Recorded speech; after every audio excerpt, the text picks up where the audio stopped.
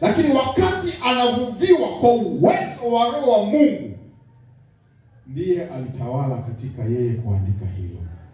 Lakini hiyo haiondoi kusema ya kwamba huyu sasa ni mtu wa kipekee, mtu tofauti, mtu ambaye sijui anaishi mbingu ya ngapi akachaguliwa na kuandika. Hapana. Na ndio maana ni Yakobo ngapi ile sijaiandaa hapa, inayosema ya kwamba Elia alikuwa mwanadamu kama sisi, akaomba na mvua haikunyesha. Yakobo ngapi?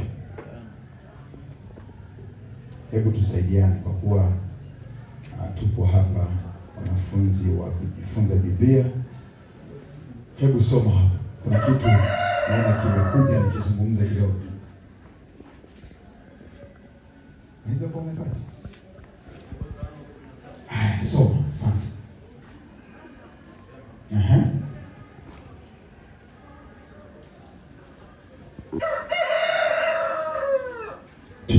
Inasema Elia alikuwa mwanadamu mwenye tabia moja na sisi. Sikia. Elia alikuwa mwanadamu mwenye tabia moja na sisi. Akaomba kwa bidii mvua isinyeshe. Na mvua haikunyesha juu ya nchi muda wa miaka 3 na miezi 6. Endelea tena kidogo.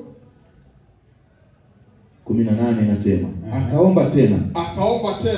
Mbingu zikatoa mvua, nayo nchi ikazaa matunda yake. Asante.